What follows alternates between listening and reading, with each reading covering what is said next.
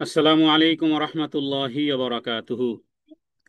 আলহামদুলিল্লাহি রব্বিল আলামিন, ওয়াসসালাতু ওয়াসসালামু আলা রাসূলিহিল আমিন, নবিয়িনা মুহাম্মাদিন ওয়া আলা আলিহি ওয়া আসহাবিহি আজমাইন।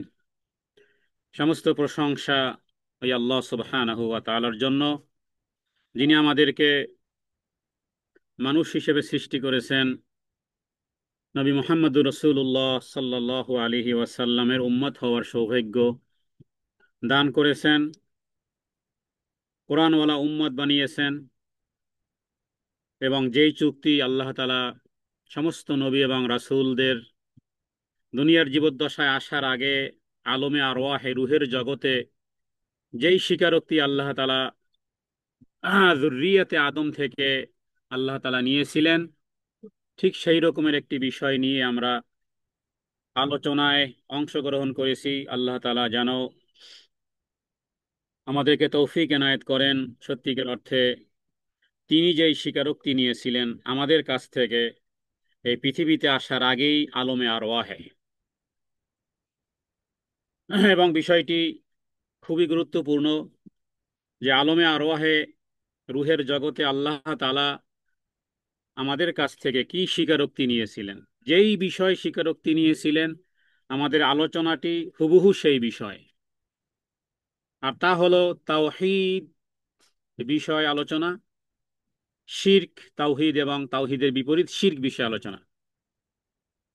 আমরা কোরআন থেকে এবং হাদিস থেকে দালিলিকভাবে জানার চেষ্টা করব যে আল্লাহ তাআলা কি অঙ্গীকার নিয়েছিলেন আমাদের সমস্ত ব্যক্তিদের কাছ থেকে। এ বিষয়ে সূরা আরাফের একটি আয়াত এবং ইমাম আহমদ তিনি উবাই ইবনে কাব থেকে একটি হাদিস এনেছেন। আমরা এই দুটি বিষয় আলোচনা করলেই বুঝতে পারবো যে আজকের আমাদের এই আলোচনার বিষয়বস্তু কি, আর এই বিষয়বস্তুর উপরে আমার জীবন, আমার মরণ, আমার জান্নাত, আমার জাহান্নাম, আমার রবের সাথে আমার চুক্তি, গোটা বিশ্ব মানবতার সাথে যে চুক্তি হয়েছিল, গোটা নবী রাসূলদের সাথে যে চুক্তি হয়েছিল, যুররিয়াতে আদমের প্রত্যেকটি রুহের সাথে আল্লাহ তাআলার যে চুক্তি হয়েছিল এবং যেই চুক্তি বিষয়ে আমরা স্বীকারোক্তিও দিয়েছিলাম, কোরআনুল কারীমের এই আয়াতটি স্পষ্ট করে জানিয়ে দেয়। আল্লাহ তাআলা ইরশাদ করেন, আউযু বিল্লাহি মিনাশ শাইতানির রাজীম, وَإِذْ أَخَذَ رَبُّكَ مِنْ بَنِي آدَمَ مِنْ ظُهُورِهِمْ ذُرِّيَّتَهُمْ وَأَشْهَدَهُمْ عَلَى أَنفُسِهِمْ أَلَسْتُ بِرَبِّكُمْ قَالُوا بَلَى। আর যখন আল্লাহ তাআলা তোমাদের প্রতিপালক, তোমাদের প্রত্যেকের প্রতিপালক, তিনি কি করলেন, আদম সন্তানের পৃষ্ঠদেশ থেকে, বানি আদম মিন যুহুরিহিম, আদম আলাইহিস সালাতু ওয়াস সালামের পৃষ্ঠদেশে হাত রাখলেন, এবং তার পৃষ্ঠদেশ থেকে কিয়ামতের আগ মুহূর্ত পর্যন্ত যুররিয়াতে আদম বা বনি আদম যা আল্লাহ তাআলা সৃষ্টি করবেন, যেই দেশে হোক, যেই মায়ের গর্ভে হোক, স্থানকাল পাত্র হিসেবে যেই পরিমাণ যুররিয়াতে আদমকে আল্লাহ তাআলা এই পৃথিবীতে পাঠাবেন, এই ধরাতে, প্রত্যেকের রুহুকে আল্লাহ তাআলা সৃষ্টি করে সবাইকে বের করে এনেছেন। ওয়া আশহাদাহুম আলা আনফুসিহিম, এবং তাদের প্রত্যেকের কাছ থেকে একটা স্বীকারোক্তি নিয়েছেন, এবং আল্লাহ তাআলা প্রত্যেকের কাছেই জিজ্ঞেস করেছেন এই কথা, আলাস্তু বিরব্বিকুম, আমি কি তোমাদের প্রভু নয়? ক্বালু বালা, আমরা প্রত্যেকেই বলেছি। কিভাবে বলেছি মনে না থাকলেও মনে রাখতে হবে, আল্লাহ তাআলা বলতেছেন যে সবাই তারা বলেছিল বালা, অবশ্যই, অবশ্যই। আল্লাহ তাআলা যখন প্রশ্ন করেছেন আমি কি তোমাদের একমাত্র রব নই, পৃথিবীর সমস্ত মানুষ, পৃথিবীর সমস্ত রুহু, সমস্ত আত্মা সেদিন বলেছে বালা, ক্বালু বালা। এই যে এই যে আলমে আরোহে আরওয়াহে গৃহীত যে অঙ্গীকারে অঙ্গীকারে দেখুন আল্লাহ তাআলার ওয়াহদানিয়তের ঘোষণা করা হয়েছে যে তুমি একমাত্র রব। শাহিদেনা, এবং আমরা এই কথা বলেছি যে হে আল্লাহ আমরা সাক্ষী রইলাম, সাক্ষী রইলাম। তাহলে দেখুন হয়তোবা আমাদের মনে নেই, হযরত আলী রাদিয়াল্লাহু তাআলা আনহু থেকে একটা কওল এভাবে এসেছে যে তিনি বলেছেন যে আমরা যে আল্লাহ তাআলাকে রব বলে স্বীকার করেছিলাম সে কথা আমার এখনো যেন মানসপটে ভেসে ওঠে। যাই হোক, যদি আমাদের মনে নেই, হ্যাঁ, কিন্তু মানুষ মানুষের তো অনেক কথাই মনে থাকে না, অনেক কথাই মনে থাকে না। আদম আলাইহিস সালামেরই তো বয়স 1000 বৎসর বলা হয়েছিল, এর মধ্যে থেকে যে 60 বৎসর হযরতে দাউদ আলাইহিস সালামকে দিয়েছিলেন, সেই আদম আলাইহিস সালাম আমাদের বাবা, তারই মনে ছিল না। 940 বৎসরের সময় যখন মালাকুল মউত কাছে আসলো তখন বললেন ব্যাপার কি, আমার তো 1000 বৎসর তো এখনো পূর্ণ হয় নাই। তিনি বললেন যে কে, আপনি যে 60 বৎসর দিয়ে দিছিলেন, মনে নেই? তো মানুষের অনেক কথাই মনে থাকে না। আমরা সকলেই মায়ের গর্ভ থেকে জন্মগ্রহণ করেছি, কিন্তু জন্ম, তারিখ, ঘটনা ওই সময় কি কারো মনে থাকে? যেই বাচ্চাটা জন্মগ্রহণ করেছে ওর মনে আছে? ও তো কথাই বলতে পারে না, ওর মনে থাকবে কেন, কিভাবে? কিন্তু পরবর্তীকালে যখন তাকে জানিয়ে দেওয়া হয়, তার বাবা মা জানিয়ে দেয় তোমার জন্ম অমুক তারিখ অমুক দিন অমুকটার সময়, ব্যাস, আর কিছু লাগে না। বাবা জানিয়েছে, মা জানিয়েছে যে আমার জন্ম অমুক তারিখে অমুক দিন অমুক সময়, ব্যাস। মনে নেই, কিন্তু বিশ্বস্ত মানুষ স্মরণ করিয়ে দিলেই বিশ্বাস করে নেয়। এবার খেয়াল করুন তো, আল্লাহ তাআলা আপনাকে আমাকে স্মরণ করিয়ে দিচ্ছেন, আর কেউ নয়। পৃথিবীর বাবা বাবা বাবা মা যদি আপনার জন্ম তারিখ স্মরণ করিয়ে দিলে আপনি বিশ্বাস করেন, অথচ ওই বাবা মা মানুষ, তারা তারা মিথ্যা কথাও বলেন, সত্য কথাও বলেন, কিন্তু আপনি, আপনার কাছে আপনার বাবা মা বিশ্বস্ত বিদায় স্মরণ করিয়ে দিলেই আপনি বিশ্বাস করে নেন। আপনি ওটাই বলেন যে হ্যাঁ, আমার বাবা মা আমার ব্যাপারে বলেছে যে আমি অমুক তারিখে অমুক সময় আমি জন্মগ্রহণ করেছিলাম, বাস। তো ওই সময় তো আপনার জ্ঞান হয় না, বুদ্ধি হয় না, তো এত বিশ্বাস কেন করেন? এই কারণে যে যখন আমরা কারো কাছ থেকে বিশ্বস্ততার সাথে খবর শুনি তখন আমরা বিশ্বাস করি নেই। হ্যাঁ, মানুষ লোক মুখে শুনেই মা বাবাকে চেনে। কোন সন্তান কি বলেছে যে আমার এই মা নয়, আমার এই বাবা নয়? না, ডিএনএ টেস্ট করতে গেছে, হ্যাঁ, নিজেকে সে ওই মায়ের সন্তানই মনে করে, অন্য কাউকে মা মনে করে না। তো সে কি দেখেছে যে তার, হ্যাঁ, জন্মের সময় সে দেখেছে ওই নারীকে যে আমি কার থেকে আমি বের হলাম? কিন্তু বিশ্বস্ততার জায়গা থেকে এর উদাহরণ দেওয়ার উদ্দেশ্য যে মনে না থাকতে পারে। কেউ হয়তো বলতে পারে যে আমরা তো ভুলে গেছি, যার কারণে আমরা পথভ্রষ্ট হয়ে গেছি, উপায় নেই। হ্যাঁ, তোমার জন্মের বিষয় তো তোমাকে স্মরণ করিয়ে দিলে তুমি সেটাকে অস্বীকার করো না। যাকে তোমাকে মা বলা হয়েছে তাকে তুমি মাই মনে করো, মাকে অস্বীকার করো না, অন্য কাউকে মা মনে করো না। এখন কেউ যদি মাকে অস্বীকার করে বসে, তার সাথে সদাচরণ না করে, অন্য কাউকে মা বলে মেনে নেয়, তাহলে গোটা পৃথিবীর মানুষ তাকে সি সি করবে। হ্যাঁ, তখন যদি সে বলে যে তার জন্মের কথা তো মনে নেই, তো পাগলও এই কথা বলে না। যদি বলে যে আমার জন্মের সময় কি হয়েছিল, কার কার থেকে বের হয়েছিলাম, এরপরে কোন তারিখ, এগুলো আমার কিছুই মনে নেই, বাস আমি মানি না, এটা এটা পাগলও বলবে না। সুতরাং, হ্যাঁ, গুজবে কথার উপর সে নির্ভর করতে পারছে না, তখন মানুষরা তাকে বলবে যে তুমি নির্লজ্জ মিয়া, তুমি তো নির্বোধ, তুমি তো বেয়াদব। তো আসল কথা হলো যে শুধু লোক মুখে শুনেও বহু বিষয় সম্পর্কে আমাদের মনে দৃঢ় বিশ্বাস জন্মে, অথচ নবী রাসূলগণ তো বিশ্বস্ততার মাপকাঠিতে আরো ঊর্ধ্বে। আর স্বয়ং আল্লাহ সুবহানাহু ওয়া তাআলা এখানে আপনার আমার ব্যাপারে বলেছেন যে আলাস্তু বিরব্বিকুম, আল্লাহ তাআলা যখন প্রশ্ন করেছেন আপনি বলেছেন আমি বলেছি, আমার মা বাবা বলেছে, আপনার মা বাবা বলেছে, হ্যাঁ, আমাদের 14 গোষ্ঠী বলেছে, পৃথিবীর সমস্ত মানুষ বলেছে ক্বালু বালা। এটি সূরা আরাফের 172 এবং 173 নম্বর আয়াত। এবং এটাও বলেছে, কারণ আল্লাহ তাআলা খবর দিচ্ছেন, বালা শাহিদেনা, আমরা সাক্ষী থাকলাম। এরপরে আং তাকুলু ইয়াউমাল কিয়ামাতি ইন্না কুন্না আন হাযা গাফিলিন। যখন সমস্ত বনি আদমকে আল্লাহ তাআলা সৃষ্টি করেছেন, আলমে আরওয়াহ সেটার কাইফিয়াত কি সেটা সেটা আল্লাহই ভালো জানেন। বাস আল্লাহ তাআলা সমস্ত রুহের জগতের সমস্ত আর রুহগুলোকে, হ্যাঁ, এরপরে জিজ্ঞেস করেছেন আমি কি তোমাদের প্রভু নয়? আমরা সবাই বলেছি হ্যাঁ বালা, অবশ্যই আপনি আমাদের প্রভু, এবং এবং আমরা সাক্ষী থাকলাম। এরপরে আল্লাহ তাআলা বলতেছেন যে আমি স্বীকারোক্তি গ্রহণ করলাম এই কারণে যেন কিয়ামতের দিন তোমরা না বলো, আন তাকুলু ইয়াউমাল কিয়ামাতে, কিয়ামতের দিনের কথা না বলতে পারো ইন্না কুন্না আন হাযা গাফিলিন, আমরা তো গাফেল ছিলাম। দেখুন, চুক্তি শেষ হয়ে গেছে রবের সাথে, চুক্তি কমপ্লিট হয়ে গেছে। করতে পারি নাই, শিখতে পারি নাই, করতে পারি নাই, কোনো কথা চলবে না। হ্যাঁ, আল্লাহ তাআলা বলতেছেন এই কথা যেন বলতে না পারো যে আমাদের পূর্বে আমাদের পূর্বপুরুষ তো শিরিক করেছিল, আমরা তাদের বড় পরবর্তী বংশধর। হ্যাঁ, এবং তাহলে আল্লাহ তাআলা বলতেছেন যে এই কথা বলার সুযোগ নেই, আন তাকুলু ইন্নামা আশরাকা আবাউনা, এটি একই আয়াতের অংশ বিশেষ।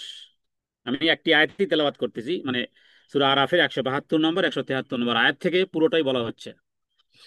তো এখানে আল্লাহ তাআলা বলেছেন যে এই কথা বলতে পারবে না, কিয়ামতের দিন যেন এই কথা না বলতে পারো আমরা গাফেল ছিলাম, কিংবা এই কথা যেন কেউ না বলতে পারে আমরা আমাদের পূর্বপুরুষ, যেই মতে পথে চলেছে আমরাও সেটা দেখে শিখে করেছি, এটা বলতে পারবে না। তাহলে এরপর আল্লাহ তাআলা বলতেছেন আফাতুহলিকুনা বিমা ফাআলাল মুবতিলুন, তবে কি পথভ্রষ্টদের কৃতকর্মের জন্য, হ্যাঁ, তুমি আমাদেরকে ধ্বংস করবে, এই কথা মানুষের বলার সুযোগ নেই। এটা আমরা পড়লাম কোত্থেকে? সূরা আরাফের 172 173 নম্বর আয়াতে। তাহলে তাওহীদ এবং শিরক বিষয়ে আপনার আমার এই পৃথিবীতে আসার বহু বহু বহু আগে সমস্ত রুহের জগতে আলমে আরওয়াহের সবার কাছ থেকে এই স্বীকারোক্তি আল্লাহ তাআলা নিয়েছিলেন, এবং যে বিষয়ে আল্লাহ তাআলা সূরা আরাফের 172 173 নম্বর আয়াতে উল্লেখ করেছেন। এবার উবাই ইবনে কাব তিনি এই হাদিস, এই আয়াত সম্পর্কে মুসনাদ আহমদের মধ্যে এই আয়াত সম্পর্কে একটা ব্যাখ্যা দিয়েছেন। সেই ব্যাখ্যাটি আমরা পড়লে আশা করি আপনারা আরো বিস্তারিত ক্লিয়ার হবেন এবং বুঝতে পারবেন যে আসলে করণীয় কি, করণীয় কি, বর্জনীয় কি। খুবই একেবারে সামান্য একটা বিষয়, আমরা চেষ্টা করব সহজভাবে বুঝানোর জন্য, কম কথা দিয়ে বুঝানোর জন্য। আপনারা দিলের কান দিয়ে শ্রবণ করবেন, যিনি বক্তা তার জন্য দোয়া করবেন যে আল্লাহ তার, হ্যাঁ, তাকে এই জ্ঞান দাও, তাকে এই কথা বলার, এমন কথা বলার তৌফিক দাও যাতে করে তিনিও হেদায়েত প্রাপ্ত হতে পারেন, আমরাও হেদায়েত প্রাপ্ত হতে পারি। আমাদের মনের অবস্থা, আমাদের ভ্রান্ত পথভ্রষ্টতা ইত্যাদি যেন, গোমরাহি, সবগুলো যেন সঠিক হয়ে যায়, সবগুলো যেন হেদায়েতের পথে পরিচালিত হয়। হৃদয়ের কান দিয়ে শুনতে থাকবেন আর দোয়া করতে থাকবেন। এটা হলো মুস্তামিঈন, যারা শ্রবণকারী তাদের জন্য এটা করণীয়। দিলের কান দিয়ে শ্রবণ করা, হেদায়েতের নিয়তে শ্রবণ করা, মনে মনে দোয়া করা। কোনো কথা যদি মনে হয় যে এই কথাটি যদি বক্তা বলতেন তাহলে তাহলে ভালো হতো, সেটা রবের কাছে বলতে হবে যে আল্লাহ আরো সুন্দর কথা, হ্যাঁ, যিনি মোতাকাল্লিম, যিনি বক্তা, যিনি তাকে বলার তৌফিক দান করেন। যিনি বর্ণনা করবেন তিনিও হেদায়েতের নিয়তে বর্ণনা করবেন, যারা শ্রবণ তারাও হেদায়েতের নিয়তে শ্রবণ করবেন। উবাই ইবনে কাব তিনি এই হাদিস সম্পর্কে বলেছেন যে যখন আপনার রব আদম সন্তানদের থেকে প্রতিশ্রুতি নিলেন, আয়াতের মধ্যে যেটা বিষয় আছে এর ব্যাখ্যা করতে গিয়ে তিনি বলেছেন যে মহান আল্লাহ সুবহানাহু ওয়া তাআলা কিয়ামতের আগ মুহূর্ত পর্যন্ত পৃথিবীতে যত মানুষ সৃষ্টি হবে সবার রুহুকে আল্লাহ তাআলা এট এ টাইমে সৃষ্টি করেছেন। সমস্ত সন্তানদেরকে আল্লাহ তাআলা একত্রিত করলেন আলমে আরওয়াহে। এরপর আল্লাহ তাআলা কি করলেন? জোড়ায় জোড়ায় মিলালেন এই রুহগুলোকে, আল্লাহ তাআলা জোড়ায় জোড়ায় মিলালেন। এরপরে তাদেরকে আকৃতি দান করলেন, এরপরে তাদেরকে বাক শক্তি দিলেন। হ্যাঁ, রুহুকে বাক শক্তি দিয়েছেন। এগুলো আল্লাহর জন্য কোনো কোনো কষ্টের কিছু নয়। আনতুম আসাদ্দু খালকান আমি সামাউ বানাহা, আল্লাহ তাআলা বলেছেন আরে তোমাদেরকে বানানো কঠিন নাকি এই বিশাল আকাশ বানানো কঠিন? এই বিশাল আকাশ খুঁটিহীন, এই নীল আকাশ দাঁড়িয়ে আছে, কোনো খুঁটি নেই। গোটা আসমানকে আল্লাহ তাআলা 8 জন ফেরেশতার মাথার উপর দিয়ে রেখেছেন। তো আল্লাহর জন্য এটা কঠিন কিছুই নয়। তো সমস্ত রূহগুলোকে একত্রিত করলেন, জোড়ায় জোড়ায় মিলালেন, আকৃতি দান করলেন, বাকশক্তি দান করলেন। এরপরে এরা কথা বলা শুরু করেছে। এরপরে তারা কথা বলা শুরু করেছে। যখন তারা কথা বলতে শুরু করলো, তখন তাদের থেকে আল্লাহ তাআলা স্বীকারোক্তি নিলেন, তাদেরকেই তাদের নিজেদের জন্য সাক্ষী বানিয়ে বললেন, সবাইকে বললেন, এই রুহগুলো, আলাস্তু বিরব্বিকুম, এখানে মানে হরফে ইস্তেফহাম, প্রশ্নবোধক চিহ্ন, আলাস্তু বিরব্বিকুম, আমি কি তোমাদের প্রভু নয়? হ্যাঁ, এটা আলমে আরোহে এই অনুষ্ঠান হয়ে গেছে। এই অনুষ্ঠান হয়ে গেছে, সেই অনুষ্ঠানের কথা আল্লাহ তাআলা, যে অনুষ্ঠানে গোটা পৃথিবীর মানুষ ছিল, সবাই আমরা ছিলাম, যে হাজার লক্ষ বৎসর আগে মারা গেছে, আর হাজার লক্ষ বৎসর পরে যে জন্মগ্রহণ করবে, ওই হাজার বৎসর আগের যেই রুহু, হাজার বৎসর পরে যেই রুহু জন্মগ্রহণ করবে, এবং স্টিল আমরা আমরা সবাই সেই প্রশ্নের উত্তরে বলেছিলাম, কলু বালা, হ্যাঁ আপনি আমাদের একমাত্র রব। তখন আল্লাহ তাআলা বললেন, যখন আমরা সবাই বললাম যে হ্যাঁ আপনি আমাদের একমাত্র রব, তখন আল্লাহ তাআলা বললেন, আমি সাত আকাশ এবং সাত জমিন এবং তোমাদের পিতা আদমকে তোমাদের ব্যাপারে আমি সাক্ষী বানাচ্ছি, যাতে করে কিয়ামতের দিন এই কথা না বলো যে আমরা এ বিষয়ে অবহিত ছিলাম না, বা অনবহিত ছিলাম, এই কথা যেন বলতে না পারো। এই আয়াতের মধ্যে সূত্র আছে। এই আয়াতের মধ্যে, আয়াতটি লম্বা হয়ে যাবে, ব্যাখ্যা বেশি হয়ে যাবে, এদের আন তাকুলু ইয়াউমাল কিয়ামাতি ইন্না কুন্না আন হাযা গাফিলিন, এই আয়াতের মধ্যে বিস্তারিত আছে। আর এই আয়াতের ব্যাখ্যায় উবাই ইবনে কাব, যিনি কারীদের মধ্যে সুন্দর তেলাওয়াত করতেন, উবাই ইবনে কাব রাদিয়াল্লাহু তাআলা আনহু, একবার নবীজি উবাই ইবনে কাব সম্পর্কে বলেছে, ও উবাই ইবনে কাব, তুমি একটু কোরআন পড়ে শোনাও। উবাই ইবনে কাব বলেছিল, ইয়া রাসূলুল্লাহ, এরকম হাদিস আরো বেশ কিছু আছে, আব্দুল্লাহ ইবনে মাসউদ সহ আরো অনেকেই নবীজি বলেছিলেন। তো উবাই ইবনে কাবের ব্যাপারে এরকমের বর্ণনা আছে। উবাই ইবনে কাব বলেন, ইয়া রাসূলুল্লাহ, আম, আমি কোরআন শোনাবো। তখন রাসূলুল্লাহ সাল্লাল্লাহু আলাইহি ওয়াসাল্লাম বলেছেন যে হ্যাঁ, আল্লাহ তাআলা বলেছেন যে তোমার কাছ থেকে কোরআন শ্রবণ করতে। সুবহানাল্লাহ, আল্লাহ তাআলা বলেছেন তোমার কাছ থেকে কোরআন শ্রবণ করতে। এই কথা যখন উবাই ইবনে কাব শুনো, তখন বলল, ইয়া রাসূলুল্লাহ, আল্লাহ তাআলা কি আমার নাম ধরে বলেছেন? আমার নামটা ধরে কি বলেছেন? আপনি যেভাবে বলেছেন যে উবাই ইবনে কাব, আমি আমার বাবার নাম সহ যেভাবে আপনি বললেন, আল্লাহ তাআলা কি আমার নাম সহ, আমার বাবার নাম সহ, কারণ ওনার নাম হলো উবাই, আর বিন মানে ছেলে, কার? কাবের। কাবের ছেলে উবাই, উবাই ইবনে কাব রাদিয়াল্লাহু তাআলা আনহু, যখন নবীজির কাছে এভাবে করে বললেন, ইয়া রাসূলুল্লাহ, আমার নাম কি? আল্লাহ তাআলা হুবহু আমার নাম ধরে বলেছেন। তখন রাসূলুল্লাহ সাল্লাল্লাহু আলাইহি ওয়াসাল্লাম বললেন যে হ্যাঁ, হে উবাই ইবনে কাব। এ কথা শোনার সাথে সাথে হযরতে উবাই ইবনে কাব রাদিয়াল্লাহু তাআলা আনহু কেঁদে দিয়েছেন, কেঁদে দিয়েছেন যে আল্লাহ তাআলা আমার নাম ধরে বলেছেন।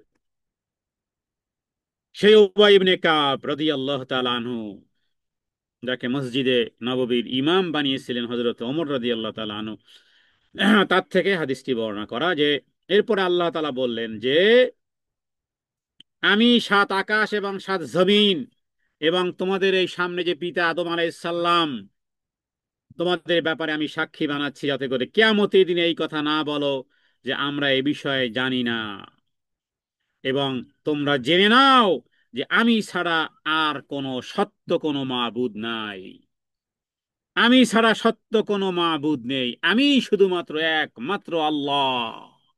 লা ইলাহা ইল্লাল্লাহ, লা ইলাহা ইল্লাল্লাহ। এই জিকির বেশি বেশি করে পড়েন, আর মন থেকে বলবেন, হে আল্লাহ, এর অন্তর্নিহিত যে গূঢ় রহস্য, তথ্য উপাত্ত, আর সৌন্দর্য, আর অলংকার, আর এর মধ্যে মাধুর্য, আর এর মধ্যে যে আপনি জান্নাত রেখেছেন, এর মধ্যে যে আপনি জাহান্নাম থেকে বাঁচার উপায় উপকরণ রেখেছেন, হে আল্লাহ, লা ইলাহা ইল্লাল্লাহর জ্ঞান, এর ফজিলত, হে আল্লাহ আপনি আমাকে দান করেন। আফজালুজ জিকরি লা ইলাহা ইল্লাল্লাহ, লা ইলাহা ইল্লাল্লাহ। আমরা সবই জানি, আমি যে কথাগুলো বলতেছি এই কথাগুলো আগেও আলোচনা করেছি। আর এ কথা বলা একই কথা, জানা কথাই। আমি এই কথা বিশ্বাস করি, আমি 1 ঘন্টা আলোচনা যা করবো, আল্লাহ আমাকে যা তৌফিক দিয়ে দিবেন বা দিচ্ছেন, এই সব কথাগুলো আপনারাও জানেন। তাহলে কেন আলোচনা করতেছি একই জিনিস? এই কারণে, ওয়াযাক্কির ফাইন্না যিকরা তানফাউল মুমিনিন, হে নবী স্মরণ করিয়ে দেন, মুমিনদের কাজে লাগে। মনে হবে যেন নূতন করে শুনতেছি, মনে হবে যেন ইমানটা আপডেট হচ্ছে। হ্যাঁ, স্মরণ করিয়ে দিই আরেকটু, তাহলে আরো ইমান তাজা হবে। মুসা আলাইহিস সালাম বলেছিলেন, হে আল্লাহ, এমন একটা স্পেশাল জিনিস দাও যা নাকি আমিই জানবো, আর সেটা জেনে আমি ও কথা বলি তোমার কাছে প্রার্থনা করব, তোমার পছন্দনীয় কিছু শব্দ কালিমা, কিছু বাক্য আমাকে শিখাও। হ্যাঁ, সিক্রেট, সিক্রেট কোড আর সিক্রেট পাসওয়ার্ড আপনি আমাকে একটু জানান। আল্লাহ তাআলা বলেছিলেন, মুসা বলো লা ইলাহা ইল্লাল্লাহ। মুসা আলাইহিস সালাম বলেন, হায় হায়, সবাই তো জানে, সিক্রেট কি হলো তাহলে? আর এটা কেন সিক্রেট বাক্য হলো? এটা কে না জানে? তখন আল্লাহ তাআলা বলেছেন, ও মুসা, সাত আসমান, সাত জমিন, চন্দ্র সূর্য গ্রহ নক্ষত্র পৃথিবী সব এক পাল্লায় দিলেও আর এক পাল্লায় লা ইলাহা ইল্লাল্লাহ দিলেও, ও মুসা, ওই লা ইলাহা ইল্লাল্লাহর পাল্লা ভারী হবে। লা ইলাহা ইল্লাল্লাহ, লা ইলাহা ইল্লাল্লাহ, হে আল্লাহ, তুমি ছাড়া সত্য কোনো মাবুদ নেই। লা ইলাহা ইল্লাল্লাহু ওয়াহদাহু লা শারীকা লাহু, সবচেয়ে প্রিয় বানান এই কালিমাগুলোকে, হৃদয়ের কাছে বানান। অনেক সময় আছে না, মানুষ ঘুমের মধ্যেও সারাদিন যে কাজ করে ঘুমের মধ্যে ওইগুলো বলে। আমার বাচ্চারা তো তাই, যা পড়াশোনা করে ঘুমের মধ্যে তাই বলতেই থাকে। এটা শুধু বাচ্চা সুলভ না, অনেকেই আছে এইভাবেই। হ্যাঁ, দিনের বেলা বা তার ব্যবসা বা তার বাণিজ্যে বা দুনিয়ার কোনো কাজে এই পরিমাণ সে মগ্ন, যে যেন ঘুমের মধ্যেও সে ওইগুলো দেখে। একজন রিক্সা চালক, সে ঘুমের মধ্যেও দেখে সে রিক্সাই চালাচ্ছে। হ্যাঁ, এটা হয় স্বাভাবিক, আমরা যেই কাজে ব্যস্ত, হয়তো বা নারী যারা বেশি রান্না বান্না করে বা হ্যাঁ, হয়তো কখনো কখনো স্বাভাবিক দেখতেই পারে, দোষের কিছু না। আমি শুধু বুঝাচ্ছি যে লা ইলাহা ইল্লাল্লাহর সাথে এই পরিমাণ সম্পর্ক গড়ুন। লা ইলাহা ইল্লাল্লাহু ওয়াহদাহু লা শারীকা লাহু, লাহুল মুলকু ওয়া লাহুল হামদু ওয়া হুয়া আলা কুল্লি শাইইন কাদির। জীবনে এই পরিমাণ পাঠ করুন, এই পরিমাণ সম্পর্ক গড়ুন, ইচ্ছায় অনিচ্ছায় অনায়াসে, যেন ঘুমের ঘরেও আমরা এটাই পাঠ করতেছি। এই পরিমাণ সম্পৃক্ততা, এই পরিমাণ ভালোবাসা, এই পরিমাণ গবেষণা, এই পরিমাণ এই সমস্ত কালিমা সমূহের সাথে রাখুন। লা আফজালু যিকরি লা ইলাহা ইল্লাল্লাহ। লা ইলাহা ইল্লাল্লাহ ওয়াহদাহু লা শারীকা লাহুর এই ফজিলত গতকালকেরও বলেছি, এর আগেও বলেছি, বারবার বলতে, তারপরও যেন শেষ হয় না। পুরো হজের মৌসুমে বলেছি, এর চেয়ে শ্রেষ্ঠ কালিমা আর কোনো কিছু নেই। আরাফার ময়দানে শ্রেষ্ঠ দোয়া এর চেয়ে আর নেই। তো কেন? এই কারণে যে ওই বিষয়টি আল্লাহ তাআলা ওই আলমে আরওয়াহের ভিতরে যখন আদম আলাইহিস সালাম ব্যতীত আর কোনো মানুষ প্রপারলি এইভাবে সৃষ্টি হয় নাই, যেভাবে এখন আমরা সৃষ্টি হয়ে আছি, কিন্তু আল্লাহ তাআলা আকৃতি দান করেছেন, যুররিয়াতে আদম সবাইকে বের করেছেন আদম আলাইহিস সালামের পিঠ থেকে। এরপরে এই স্বীকারোক্তি ওই আলমে আরওয়াহে সেখানে হয়েছে।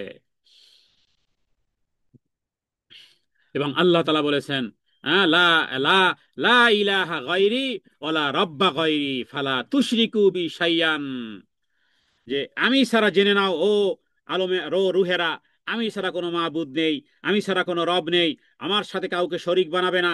আমি তোমাদের নিকট দেখো রাসূল পাঠাতেই থাকবো, যারা তোমাদেরকে আমার এই প্রতিশ্রুতির কথা বারবার স্মরণ করিয়ে দিবে।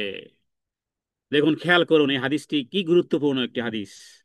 বারবার স্মরণ করিয়ে দিবে আপনাকে যে, হ্যাঁ, যে তোমার রবের সাথে কারো শরিক নেই, নবী রাসূল আসতেই থাকবে।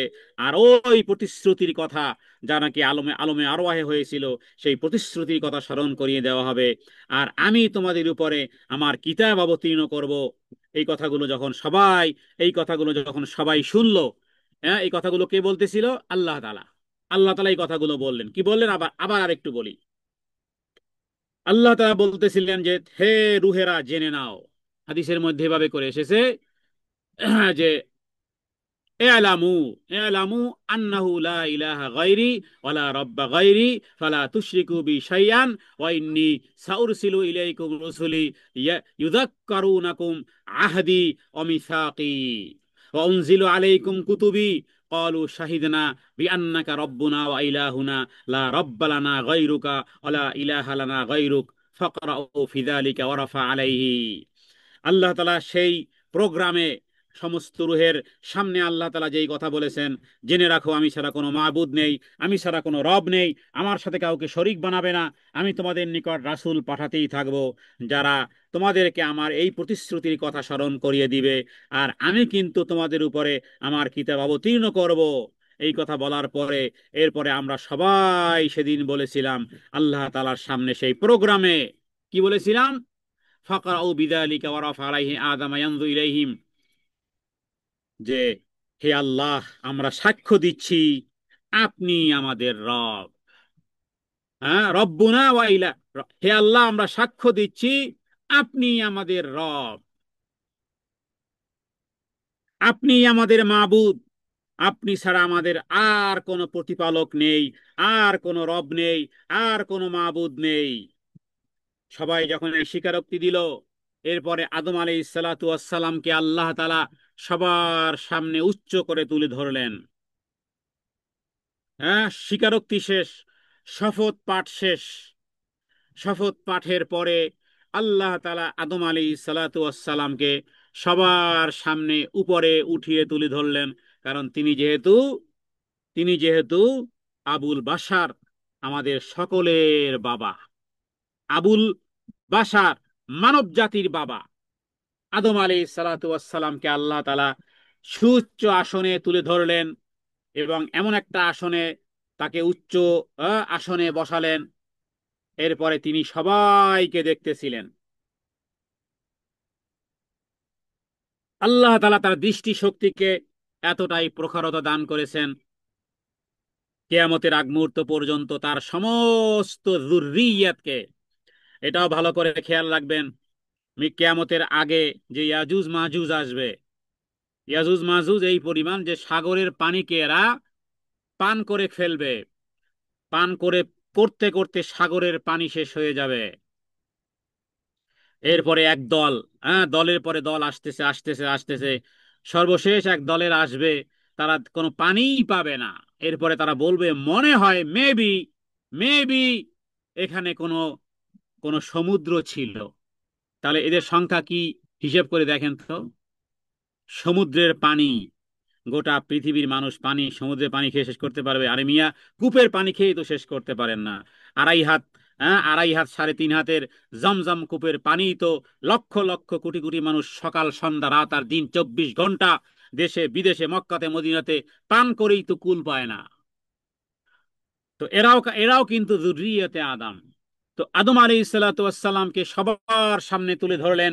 তিনি ডান দিকে বাম দিকে মাথা ঘুরিয়ে সবাইকে দেখলেন এবং আল্লাহ তাআলা তার চোখের মধ্যে, তার জ্ঞানে এই ধী শক্তি দিয়েছিলেন। তিনি তার মধ্যে কে ধনী, কে গরিব, কে সুদর্শন, কে কুৎসিত, তিনি যেন ঠাহর করতে পারতেছিলেন, পরখ করতে পারতেছিলেন, অনুধাবন করতে পারতেছিলেন, রিয়ালাইজ করতে পারতেছিলেন যে আমার এই যুররিয়াতে আদমের মধ্যে, আমার এই বংশধরদের মধ্যে কে ধনী হবে, কে গরিব হবে, কার চেহারা সুন্দর হবে, হ্যাঁ, কে কুৎসিত হবে। সবাইকে তিনি দেখলেন, তাদের মধ্যে ধনীও ছিল, তাদের মধ্যে গরিবও ছিল, সুদর্শনও ছিল, কুৎসিত ছিল। এরপরে তিনি সবকিছু দেখে জিজ্ঞেস করলেন আল্লাহ তাআলার কাছে, আল্লাহ তাআলার কাছে তিনি জিজ্ঞেস করলেন, ফাকাল রব্বি, হ্যাঁ, দেখার পরে বললেন রব্বা লাউলা সাওয়াইতা বাইনি ইবাদিকা। আল্লাহ তাআলার কাছে আদম আলাইহিস সালাম প্রশ্ন করলেন, লাউলা সাওয়াইতা বাইনা ইবাদিকা, ও আমার প্রভু, ও আমার আল্লাহ, আপনি সবাইকে সমান করলেন না কেন? কাউকে দিলেন সুন্দর চেহারা, কাউকে, কারো চেহারা ভালো না, নাকটা নাকটা বোচা, ঠোঁটটা মোটা, চেহারাটা চোখটা চোখটা ছোট, হ্যাঁ, কারো চোখ যদি ছোট হয়, নাকটা যদি মোটা হয়, ঠোঁটটা যদি মোটা হয়, দেখতে সুন্দর লাগে না। নাকটা যদি খাড়া হয়, চোখ দুটো যদি বড় হয়, তাহলে দেখতে মাশাআল্লাহ ভালো লাগে, এরা স্বাভাবিক ব্যাখ্যাই। হ্যাঁ, শরীরের লাল লাল আলতা সুন্দর, আর একেবারে কালো কখনোই এক নয়। তো আল্লাহ তাআলার কাছে প্রশ্ন করলেন আদম আলাইহিস সালাম যে হে আল্লাহ, লাউলা সাওয়াইতা বাইনা ইবাদিক, হে আল্লাহ আপনি সবাইকে সমান করলেন না কেন? কেউরে ধনী বানালেন, কাউকে গরিব বানালেন, কাউকে সুদর্শন বানালেন, কাউকে, হ্যাঁ, বেঢক, দেখতে সুন্দর নয়। এরপরে এটাও দেখানো হয়েছিল, কেউ সুশ্রী, কেউ কুশ্রী, কেউ আবার অন্ধ, কেউ আবার সবাক, কেউ আবার নির্বাক, কেউ আবার খোড়া, কারো বাকশক্তি আছে, কারো বাকশক্তি নেই। সব চিত্র আল্লাহ তাআলার জন্য কোনো মোটেও কঠিন নয়। কারণ আল্লাহ তাআলার কাছে হ্যাঁ ওই ফিউচার বলতে কিছু নেই। এই পাস্ট আর প্রেজেন্ট আর এই ফিউচার সব আল্লাহ তাআলার কাছে সব সামনে, সব এগুলো বর্তমান কাল। তো দেখুন আল্লাহ তাআলা উত্তরে কি বলেন, এটা হলো মূল চুম্বক অংশ। বুঝার থাকলে বুঝার আছে, হ্যাঁ, খেয়াল না করলে কিছুই বুঝবার নেই। যে কথাটি আল্লাহ তাআলা উত্তর দিয়েছিলেন আদম আলাইহিস সালাম যখন দেখলেন যে আমার এই বংশধরদের মধ্যে কেউ ধনী, কেউ গরিব, কেউ সুদর্শন, কেউ কুৎসিত, এই যে ভিন্ন ভিন্ন। এরপরে যখন আবার প্রশ্ন করলেন, লাউলা সাওয়াইতা বাইনা ইবাদিকা, হে আমার প্রভু, আপনি সবাইকে সমান করলেন না কেন? ফাকালা, এরপরে কলা, আল্লাহ তাআলা তিনি বললেন, উত্তরটা কি দিলেন সেটাই হলো বড় বিষয়। ইন্নী আহবাবতু আন আশকুরা আন উশকরা। আল্লাহ তাআলা উত্তর দিলেন আদম আলাইহিস সালামের যে সবাইকে আমি মানুষের মধ্যে সবাইকে সমান করলাম না কেন? সবাইকে সুদর্শন কেন বানালাম না? কাউকে সুদর্শন বানালাম, কাউকে কুৎসিত বানালাম, কাউকে ধনী বানালাম, কাউকে গরিব বানালাম। এই যে তারতম্য কেন বানালাম জানো? এই কারণে, ইন্নি, নিশ্চয় আমি, আহবাবতু, আহবাবতু আমি পছন্দ করি। আহবাবতু মানে আমি ভালোবাসি। আহবাবতু, আহবাবা ইয়াহবিবু মাহবুব। আহবাবতু আমি ভালোবাসি, আমি পছন্দ করি, আমি রব হিসেবে আমি এটা চাই। আমি রব হিসেবে আমি চাই। ইন্নি আহবাবতু আন উশকরা। হ্যাঁ, অনেক বড় কথা। আমি চাই যাতে করে যাকে যে অবস্থায় বানিয়েছি, যাকে সুদর্শন বানিয়েছি, যাকে কুৎসিত বানিয়েছি, ধনী গরিব তারতম্য ইত্যাদি যা কিছু, আমি চাই বান্দা যে অবস্থায় আছে সে অবস্থায় কৃতজ্ঞতা প্রকাশ করুক। কি বুঝলেন তাহলে? কতটুকু আপনি বুঝেছেন এই আলোচনা থেকে? যে যে অবস্থায় আছে, যে যে অবস্থায় আছে, সে আমি চাই, আল্লাহ বলেন আমি চাই সে যেন কৃতজ্ঞতা আদায় করে। তাহলে পরীক্ষার সেকেন্ড, হ্যাঁ, সেকেন্ড পিরিয়ড কিন্তু শুরু হয়ে গেছে। যে যে অবস্থায় আছি, আজকের এই হাদিস যদি নূতন শুনে থাকেন অথবা আগেও শুনে থাকলে আজকে নূতন করে এই কথার সাথে আরেকটি কথা আমি সকলের কাছ থেকে চাই, সেটি হলো, হে আল্লাহ, তুমি আমাকে, আমার জীবন সম্পর্কে কোনো কমপ্লেইন নেই, কোনো শেকায়েত নেই। আপনি আমাকে যেভাবে বানিয়েছেন, যে অবস্থায় রেখেছেন, আমি আপনার উপরে সদা সর্বদা, আমি আপনার উপরে শুকুর, আলহামদুলিল্লাহ, নো কমপ্লেইন, আলহামদুলিল্লাহ। যে অবস্থায়, দেখুন আল্লাহ তাআলা এগুলো বানিয়েছেন কেন? আদম আলাইহিস সালামকে বলেই দিয়েছেন যে আন্নী আহবাবতু, আমি চাই, আনুশ করা, যে বান্দা যাকে যে অবস্থায় রেখেছি সে অবস্থায় যেন সে শুকরিয়া আদায় করে, সে যেন শুকরিয়া আদায় করে। আমি একটা উদাহরণ দেই, আমার মাথায় এখনই আসলো, সেটা হলো এই স্কুল কলেজে বা এই প্রাইমারি স্কুলে কখনো কখনো করা হয়, যে প্রোগ্রাম করা হয়, সাংস্কৃতিক প্রোগ্রামে, সেখানে বলা হয় বাচ্চাদেরকে যে যেমন খুশি তেমন সেজে আসবে। এখানে এরকমের হয়, যেমন খুশি তেমন সেজে আসবে। তখন কি হয়, যে যেহেতু একটা প্রোগ্রাম স্বল্প সময়ের জন্য, কেউ ধুলা বালিও মাখে, কেউ বিভিন্ন রকমের কাপড় পরে, মানে যেমন খুশি তেমন সাজো। তো এই কারণে যে ওটা সামান্য একটু সময়ের মাত্র, বাস যতক্ষণ প্রোগ্রামটা চলবে অতক্ষণ শুধু উপস্থাপন হবে মঞ্চে, হ্যাঁ, যে অমুক ক্লাসের ক্লাস 2 এর ছাত্ররা, 3 এর ছাত্ররা আসো, হ্যাঁ, তোমাদের পারফরমেন্স দেখাও। এরপরে কে কেমন সেজেছে, কেউ ডানা, হ্যাঁ, পরী সেজেছে, হ্যাঁ, কেউ টারজান সেজেছে, মানে বিভিন্ন রকমের। তো সেটা সামান্য কিছু সময়, কেন, যেহেতু প্রোগ্রামটা শেষ হয়ে যাবে, বা এরপরে আপন ড্রেসে, আপন প্যাভিলিয়নে ফিরে যাবে, এরপরে হ্যাঁ আসল চেহারায় সে থাকবে বা আপন ড্রেসে সে সাজবে। তো এখন এখান থেকে আমি বুঝাতে চাই যে আল্লাহ তাআলা মাফ করুক, দুনিয়াতে কেউ যদি অন্ধ থাকে, খোঁড়া থাকে, ল্যাংড়া থাকে ইত্যাদি, তো সে সেই অবস্থাতে শুকর। এটা তো আল্লাহ কখনো বলেননি যে দুনিয়াতে যে ল্যাংড়া পরকালেও তাকে ল্যাংড়া রাখবো, আল্লাহ তো এটা বলেননি। বা দুনিয়াতে যে অন্ধ পরকালেও তাকে অন্ধ বানাবো, দুনিয়াতে যে অসুন্দর তারে পরকালে অসুন্দর রাখবো, আল্লাহ কি এরকম কথা কথা বলেছেন? না, বিপরীতমুখী কথা আছে। হ্যাঁ, বিপরীতমুখী কথা আছে, যে আল্লাহ তাআলা জান্নাতে প্রত্যেকটি নারী আর পুরুষকে, হ্যাঁ, 16 অথবা 19 বৎসরের, হ্যাঁ, রূপসী যুবতী যুবক বানিয়ে তারপরে জান্নাতে প্রেরণ করবেন। সেখানে পুরনো কিছুই পুরনো হবে না, যৌবন ঢলবে না, রূপ কখনো স্বাভাবিক হবে না।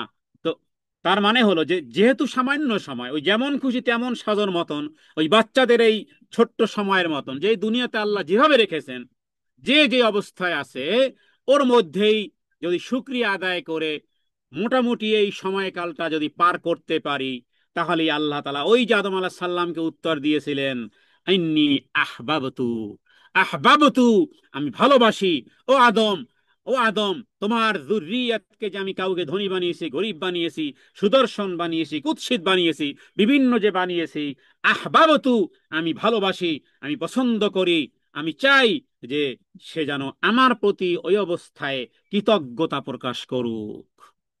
তাহলে এবার এই হাদিস শ্রবণ করার পরে বুকে হাত দিয়ে বলতে হবে যে হে আল্লাহ, তোমার ফয়সালের উপরে যেমন সন্তুষ্ট আছি, এবং আমি যে অবস্থায় আছি, যেই সিচুয়েশন, যেই পথে আছি, চড়াই হোক, উতরাই হোক, অনুকূলে হোক, প্রতিকূলে হোক, কনজেস্টেড হোক, সংকীর্ণ হোক, প্রশস্ত হোক, অন্ধকারে হোক, ঘরে হোক, বাইরে হোক, জেলে হোক, শারীরিক শক্তি বিহীন হোক, রোগ হোক, শোক হোক, অন্ধ হোক, নির্বাক হোক, খোড়া হোক, কুশ্রী হোক, অন্ধ হোক, যাই হোক না কেন, আমি তোমার প্রতি সন্তুষ্ট আছি, কারণ তুমি বলেছো যে তুমি পছন্দ করো যে যে অবস্থায় আছে যেন শুকরিয়া আদায় করার। আল্লাহু আকবার কাবীরা। আমি হয়তোবা ওইভাবে বুঝাতে পারিনি যেইভাবে আমি কিছুটা বুঝতে পেরেছি। আমার ভাষার দুর্বলতা, আমার জ্ঞানের দুর্বলতার কারণে আমি ওইভাবে এক্সপ্লেইন করতে পারতেছি না। রবের প্রতি কোনো শেকায়েত নেই। আলহামদুলিল্লাহ, আলহামদুলিল্লাহ, আলহামদুলিল্লাহ। তুমি যে আমাকে, তুমি কি আমাকে পাগল বানাওনি, তুমি যে আমাকে গরু ছাগল বানাওনি, তুমি যে আমাকে হিংস্র জানোয়ার বানাওনি, তুমি যে আমাকে কুকুর বানাওনি, শৃগাল বানাওনি, তুমি যে আমাকে মানুষ বানিয়েছো, তুমি যে আমাকে ইমানদার বানিয়েছো, মুসলিম বানিয়েছো, আমি প্রাউড ফিল করি, আমি মুসলিম। আমার রব আল্লাহ, তোমার কোনো শরিক নেই, তোমার কোনো শরিক নেই, তুমি ছাড়া আমার কোনো রব নেই, এই কথা বলার তৌফিক যে দিয়েছো আল্লাহ, তোমার দরবারে লক্ষ কোটি শুকরিয়া। এরপরে আদম আলাইহিস সালাতু ওয়াস সালাম তিনি দেখলেন যে এই তার সামনে উপস্থিত যুররিয়াতে আদমের মধ্যে অনেক নবী এবং রাসূলগণ আছেন, এবং নবী এবং রাসূলদের চেহারাগুলো প্রদীপের মতন আলোকময়, জ্বলজ্বল করতেছে, এবং তাদের চেহারা জ্যোতির্ময়। এরপরে তিনি ঠিক পেয়েছেন যে তার এই যুররিয়াতের মধ্যে, তার এই বংশধরদের মধ্যে নবী এবং রাসূলদেরকেও তিনি সুন্দরভাবে তিনি পরিদর্শন করেছেন। আর সমস্ত নবীদেরকে আবার আল্লাহ তাআলা ওই অনুষ্ঠানে আলাদা একটা চুক্তি নিয়েছেন। এক হলো যে সাময়িকভাবে সম্মিলিতভাবে সবার কাছ থেকে নিয়েছিলেন, আলাস্তু বিরব্বিকুম ক্বালু বালা। আর এখানে আরেকটি সূরা আহজাবের 7 নম্বর আয়াত, সূরা আহজাবের সূরা আহজাবের মধ্যে, এই আয়াতটির মধ্যে রয়েছে যে সেখানে আল্লাহ তাআলা আরেকটি আরেকটি প্রতিশ্রুতি নিয়েছিলেন শুধুমাত্র নবী রাসূলদের কাছ থেকে। সেই প্রতিশ্রুতির কথা কোরআন কারীমে এভাবে এসেছে যে, আর স্মরণ করো যখন আমি নবীদের কাছ থেকে একটা প্রতিশ্রুতি গ্রহণ করেছিলাম, যে নূহ আলাইহিস সালাম, ইব্রাহিম আলাইহিস সালাম, মুসা আলাইহিস সালাম এবং মারিয়ামের পুত্র ঈসা আলাইহিস সালাতু ওয়াস সালাম, যে সবাই মুহাম্মদ সাল্লাল্লাহু আলাইহি সাল্লামকে সহযোগিতা করবে। যাই হোক, তো এখানে উবাই ইবনে কাব রাদিয়াল্লাহু তাআলা আনহু এই হাদিসটি, এই কোরআন কারীমের আয়াতটির ব্যাখ্যা করতে গিয়ে যে হাদিসটি এসেছে যে আদম আলাইহিস সালাতু ওয়াস সালাম সমস্ত আদম সন্তানকে একটি স্থানে একত্রিত করলেন। এরপরে তাদেরকে বিভিন্ন দলভুক্ত করলেন। নবীদের এক দল বানালেন, অলিদের এক দল, শহীদদের এক দল, নেককার লোকদের এক দল, আনুগত্যশীলদের এক দল, নাফরমানদের এক দল, ইহুদিদের এক দল, খ্রিস্টানদের এক দল, মুশরিকদের এক দল, অগ্নিপূজকদের এক দল। প্রত্যেক ধর্মের অনুসারীদেরকে আল্লাহ তাআলা আলাদা আলাদা আলাদা আলাদা করে করলেন, পৃথক পৃথক করে বানালেন।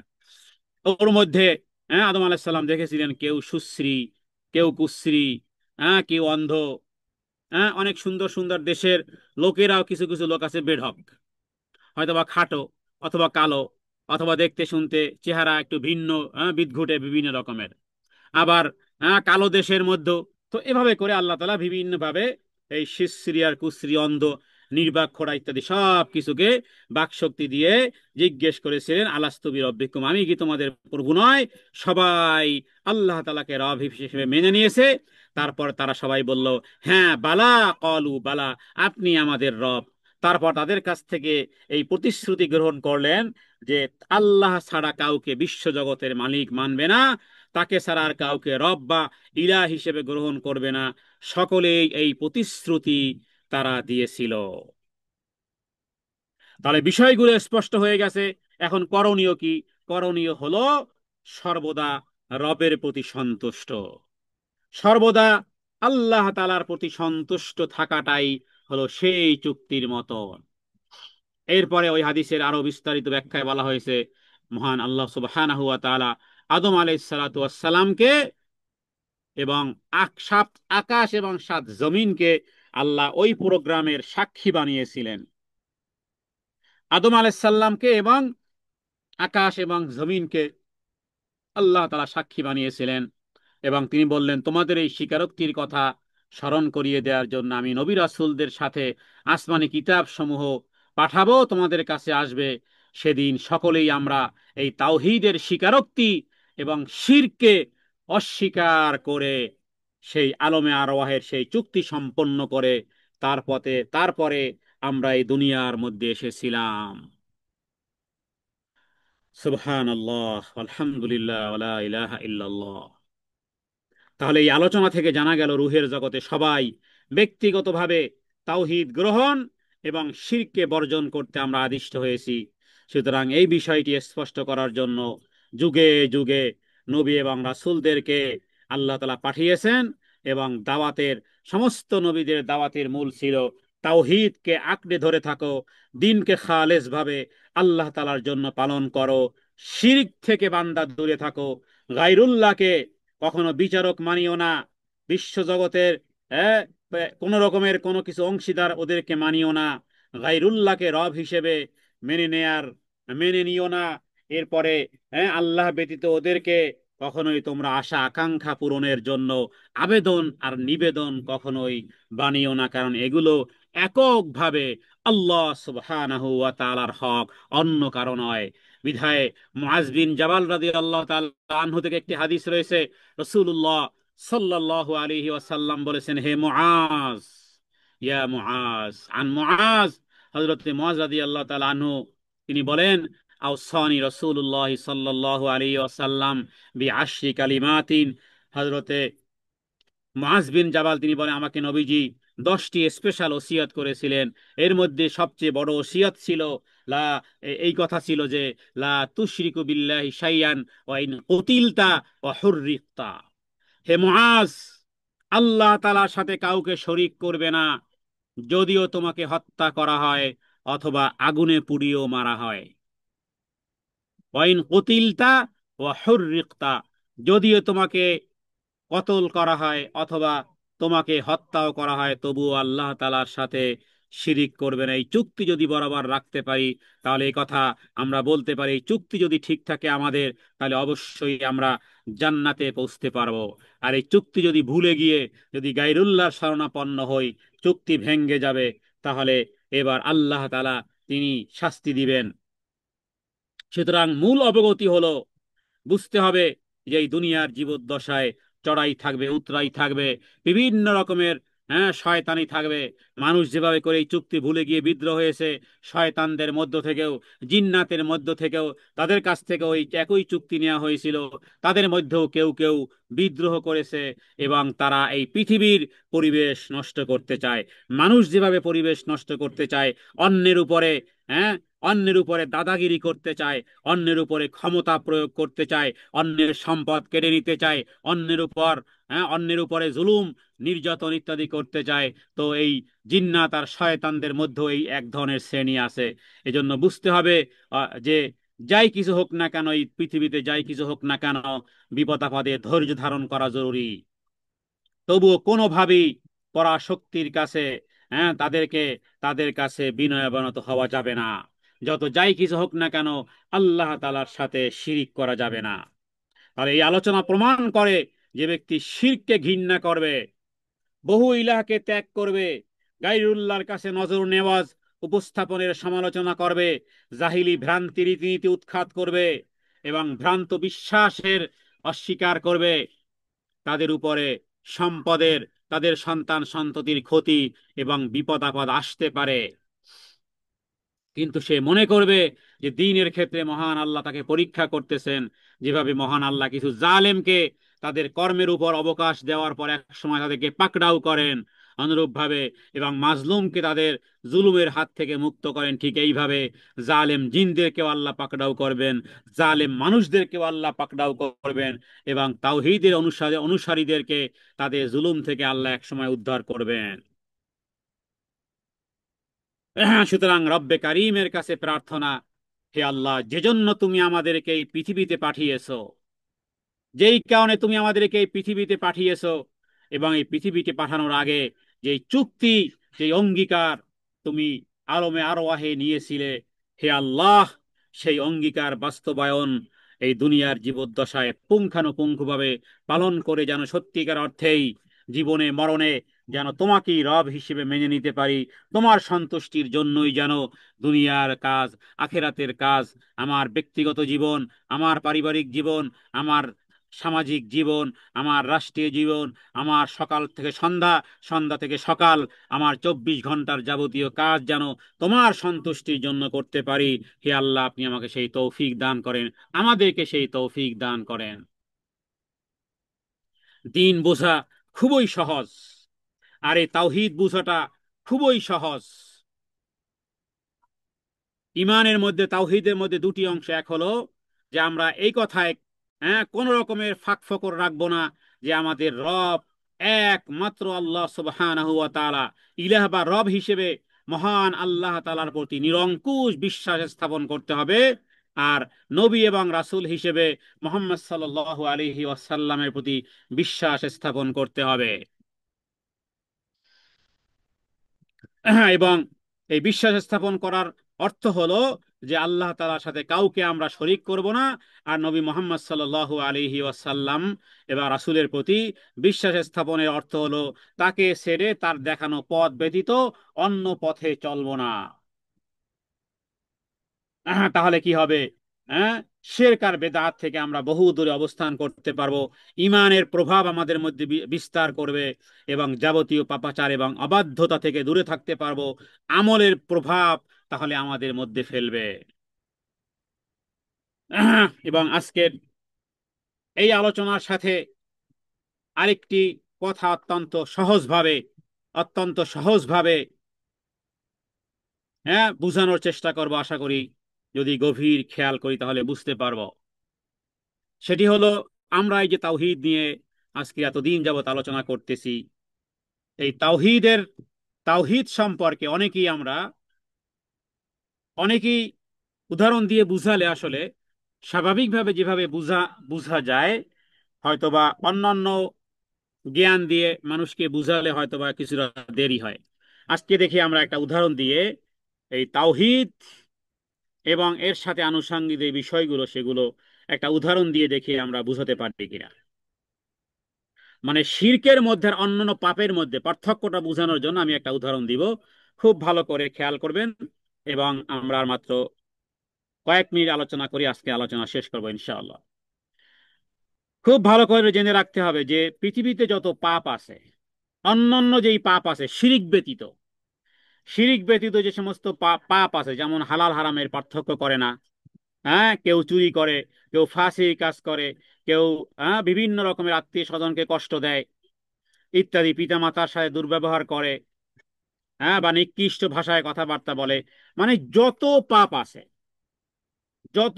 আছে এই সমস্ত পাপগুলোকে কিছুক্ষণের জন্য, উদাহরণটা বোঝার জন্য আপনি এক পাল্লায় রাখবেন, আর এক পাল্লায় রাখতে হবে আল্লাহ তাআলার সাথে শিরিক করার পাপ। এবার কোরআনুল কারীমের ওই আয়াতটি যেখানে আল্লাহ তাআলা বলেছেন, ইন্নাল্লাহা লা ইয়াগফিরু আন ইউশরাকা বিহি, আমি কিন্তু শিরকের গুনাহ ক্ষমা করব না।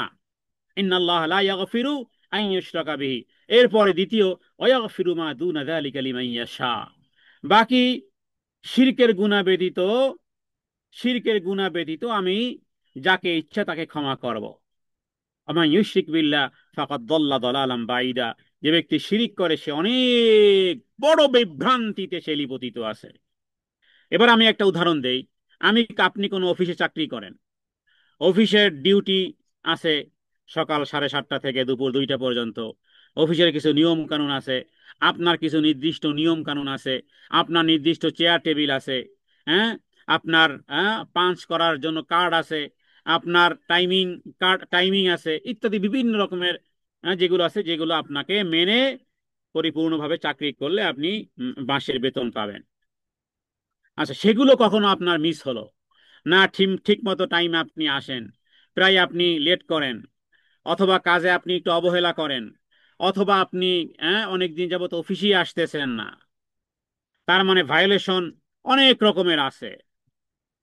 তাহলে এগুলোকে এক অপরাধ হিসেবে এক পাল্লায় রাখেন, আর এক পাল্লায় আপনি এভাবে রাখেন যে আপনার অফিসে যিনি বস, হ্যাঁ, তার সাথেই আপনি ধস্তাধস্তি, মারামারি, হ্যাঁ, একেবারে শার্ট নিয়ে টানাটানি, তার সাথেই হাতাহাতি, অফিসের বসের বসের সাথেই হাতাহাতি। এবার আপনি বলেন আপনার অফিসে না আসা, কাজে ফাঁকি দেওয়া, কাজে অলসতা ইত্যাদি যদি এক পাল্লায় রাখেন, ওগুলো এটার সমান নয়। কারণ ওগুলো করার পরেও হয়তোবা আপনি অর্নিং লেটার পাবেন, হয়তোবা আপনার স্যালারি কিছুটা ডিডেক্টেড হবে, বাট হয়তোবা ওইভাবে চাকরি যাবে না। কিন্তু আপনি যদি অফিসের বসের সাথে হাতাহাতি, মারামারি করেন, তাহলে হ্যাঁ, তাহলে আপনি কি আশা করতে পারেন যে আপনার শুধু চাকরিই যাবে না, বরং আপনি মামলায় জড়িত হয়ে পড়বেন, শাস্তির সম্মুখীন হবেন। এটা একটা উদাহরণ দিলাম, আমরা ছোট মানুষ, উদাহরণ দিয়ে বুঝালে সহজ হয়, কিন্তু উদাহরণের সাথে আল্লাহ তাআলার কোনো সম্পর্ক নেই। এবার বুঝাতে চাই, এক হলো আল্লাহ তাআলার সাথে শিরিক করেছেন, মানে আল্লাহ তাআলার সাথে আপনি বিবাদে, আল্লাহ তাআলার সাথে বিবাদে আপনি লিপ্ত হয়েছেন। হ্যাঁ এবার আপনাকে জাহান্নাম ছাড়ার কোনো রাস্তা নাই। আরেকটি হলো যে আল্লাহ তাআলার সাথে যে চুক্তি ছিল, অফিসে আসার জন্য যে চুক্তি ছিল যে আপনি অফিসের এই কাজগুলো করবেন, ঠিকঠাক করবেন, ওগুলোর কারণে হয়তোবা কিছু পেনাল্টি হতে পারে, বাট আপনার চাকরি হারাবেন না, অথবা কিছুটা সতর্কতা করা হতে পারে। এবার দেখুন এই আয়াতটির ভিতরে ঠিক এই রকমের একটা চিত্র ফুটে উঠেছে যে দেখো বান্দা, যত পাপই করো না কেন, শিরক যদি করো তাহলে কিন্তু কোনো ক্ষমা নেই। ইন্নাল্লাহা লা ইয়াগফিরু আন ইউশরাকা বিহি, বান্দা শিরিকের গুনাহ কিন্তু আমি ক্ষমা করব না।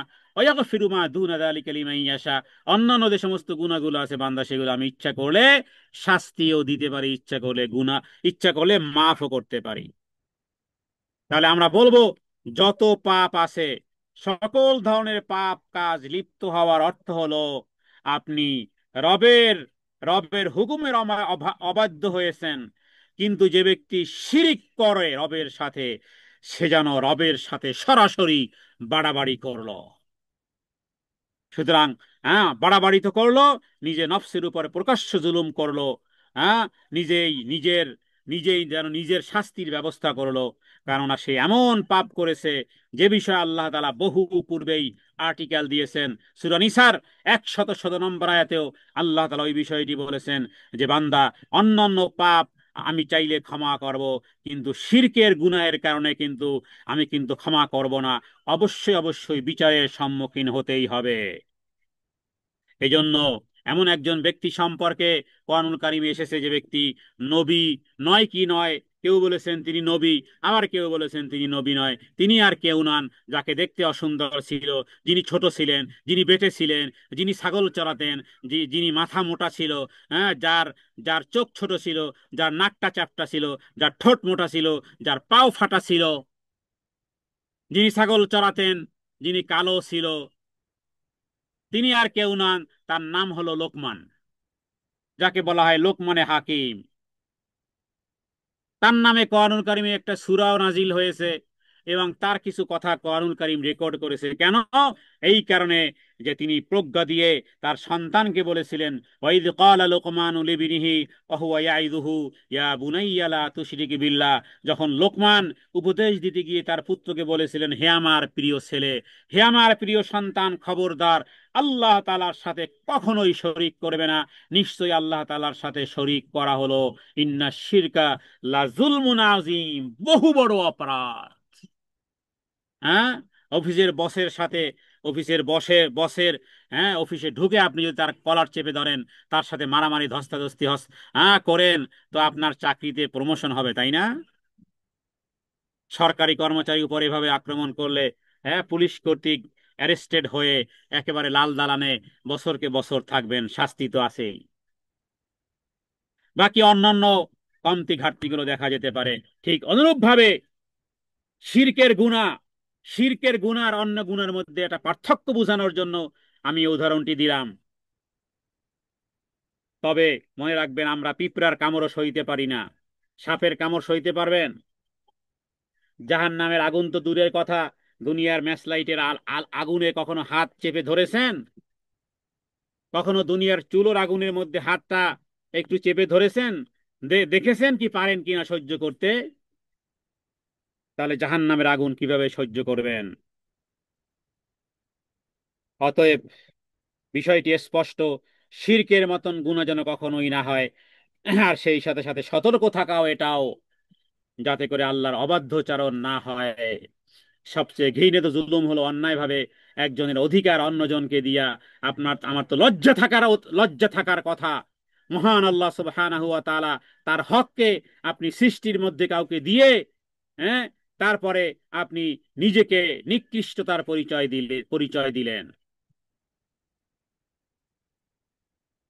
অথচ অথচ যেই হক আল্লাহ তাআলার জন্য ছিল, সেটা আপনি গায়রুল্লাহকে দিলেন। আল্লাহ ব্যতীত অন্য কাউকে আপনি সেই হক দিয়া ফেললেন। এই জন্য শিরককে যেভাবে বড় গুনাহ হিসেবে সাব্যস্ত করা হয়েছে, হ্যাঁ, হ্যাঁ, ঠিক অনুরূপভাবে তাওহীদের যে নির্দেশ দেওয়া হয়েছে এবং অন্যান্য গুনাহ থেকে পরিত্রাণের কথা বলা হয়েছে, আল্লাহ সুবহানাহু ওয়া তাআলার জন্য খালেস ভাবে কাজ করার জন্য নবী রাসূলুল্লাহ এসেছেন এবং তারাই মানুষকে এইভাবে করে বুঝিয়েছেন। এবং রাসূলুল্লাহ সাল্লাল্লাহু আলাইহি ওয়াসাল্লামের মাধ্যমে আল্লাহ তাআলা জানিয়ে দিয়েছেন। হযরত আবু হুরায়রা রাদিয়াল্লাহু তাআলা আনহু তিনি বলেছেন, নবীজি বলেছেন যে আল্লাহ তাআলা বলেন যে আমি সমস্ত শিরিক থেকে মুক্ত। যে ব্যক্তি আমার সাথে কোনো কাজ করলো আমি ব্যতীত অন্যের সন্তুষ্টি, তাহলে আমি তাকেও পরিত্যাগ করলাম, তার সেই কাজটাকেও পরিত্যাগ করলাম, এবং আমি তাকে এবং তার শরীককেও আমি ছুঁড়ে ফেলে দেব।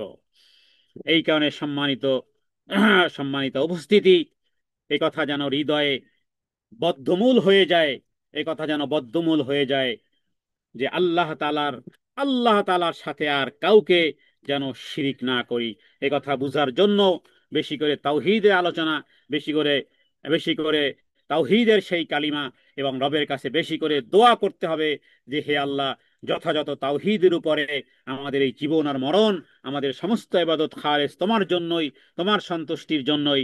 এবং শিরক যেন, ইবাদতে যেন শিরিক না হয়, জ্ঞানে যেন শিরিক না হয়, আমলে যেন শিরিক না হয়, ইত্যাদি ক্ষমতা প্রয়োগের ক্ষেত্রে যেন শিরিক না হয়, ইবাদতের ক্ষেত্রে যেন শিরিক না হয়, কারণ জ্ঞানগত যেন শিরিক না হয়, ইত্যাদি সব কিছুর শিরিক থেকে তোমার কাছে পানাহ চাই। হে আল্লাহ, তুমি আমাদেরকে যে জন্য সৃষ্টি করেছো, আমরা যেন সেই ভিশনকে যেন আমরা কমপ্লিট করতে পারি। হে আল্লাহ, খালেস ভাবে তোমার সন্তুষ্টির জন্য যেন করতে পারি, এর মধ্যে অন্য কারো অংশ যেন না থাকে। খালেস ভাবে তোমার জন্য করার তৌফিক দান করো। সত্যিকার অর্থে নবী রাসূলগণ যেই বিষয়গুলো দুনিয়া মানুষের জন্য এনেছেন, সেই বিষয়গুলো বুঝে সেই অনুযায়ী আমল করার তৌফিক দান করো, এবং মৃত্যুর আগ মুহূর্ত পর্যন্ত কখনোই যেন তোমার সাথে শিরিক না করি, বেদাত থেকে দূরে থাকতে চাই, এবং তোমার সন্তুষ্টিমূলক কাজটাই করতে চাই। এবং সর্বশেষ বলবো, কোরআনুল কারীমের প্রথম নির্দেশ আপনি সূরা বাকারার একেবারে প্রথম থেকে শুরু করবেন। হ্যাঁ, আলিফ লাম মিম যালিকাল কিতাব লা রাইবা ফি শুরু করবেন। হ্যাঁ, এরপরে কোরআনের প্রথম নির্দেশ হলো তাওহীদ। এটি ভালো করে লিখে রাখেন। কোরআনের প্রথম নির্দেশ, এটা যদি প্রশ্ন আকারে বলি তাহলে উত্তর দিবেন তাওহীদ। যদি বলি কোরআনের প্রথম নিষেধ কি, তাহলে বলবেন শিরিক না করা। আমি দলিলও দেব ইনশাআল্লাহ। কোরআনুল কারীমের প্রথম নির্দেশ কি? প্রশ্ন। উত্তর হলো, কোরআনের প্রথম নির্দেশ হলো যে আল্লাহ তাআলার ইবাদত করব, তার সাথে কাউকে শরীক করব না। তাওহীদের নির্দেশ। দলিল হলো, ইয়া আইয়ুহান নাসু উবুদু রাব্বাকুম আল্লাযী খালাকাকুম। ইয়া আইয়ুহান নাস, সমস্ত মানুষকে বলা হয়েছে। এটা এটা শুধু মুমিনদেরকে নয়, যেহেতু প্রথম নির্দেশ সবার প্রতি। উবুদু রাব্বাকুম, তোমার রবের ইবাদত করো। আল্লাযী খালাকাকুম, যিনি তোমাকে সৃষ্টি করেছেন। হ্যাঁ, যিনি তোমাকে সৃষ্টি করেছেন। হ্যাঁ, কাফেরকেও আল্লাহ সৃষ্টি করেছেন, সমস্ত মানুষকে আল্লাহ সৃষ্টি করেন। তাহলে কোরআনের প্রথম নির্দেশ হলো তাওহীদ। দলিল হলো এই আয়াত। এরপরে দ্বিতীয় প্রশ্ন, কোরআনের প্রথম নিষেধ কি? প্রথম কোরআনের প্রথম নিষেধ হলো যে বান্দা শিরিক করিও না। দলিল দলিল হলো এই আয়াত, ফালা তাজআলু লিল্লাহি আনদাদা, আল্লাহ তাআলা ব্যতীত অন্য কাউকে ডাকিও না। ওয়া আনতুম তালামুন, যদি তোমরা জানতে। তাহলে কোরআনের প্রথম নির্দেশ হলো তাওহীদ। কোরআনের প্রথম নিষেধ হলো শিরিক না করা। হে আল্লাহ, যা কিছু বললাম, যা কিছু শ্রবণ করলাম, হে আল্লাহ, অক্ষরে অক্ষরে, হৃদয়ে হৃদয়ে, একেবারে শরীরের অন্তরের স্থল থেকে, প্রতিটি শিরা উপশিরা থেকে, হৃদয় থেকে, অন্তর থেকে যেন এই কথার স্বীকৃতি এবং এই কথার আমল, এই কথার পালন যেন করতে পারি। হে আল্লাহ, আপনি আমাদের সবাইকে তৌফিক এনায়েত করেন। হাদা মিন্নি ওয়াল ইলমু ইনদাল্লাহ। আল্লাহু আ'লামু বিস-সাওয়াব। ওয়া সাল্লাল্লাহু আলা সাইয়্যিদিনা মুহাম্মাদিন নবিয়্যিল উম্মি ওয়া আলিহি ওয়া সাল্লিম। আসসালামু আলাইকুম ওয়া রাহমাতুল্লাহি ওয়া বারাকাতুহু।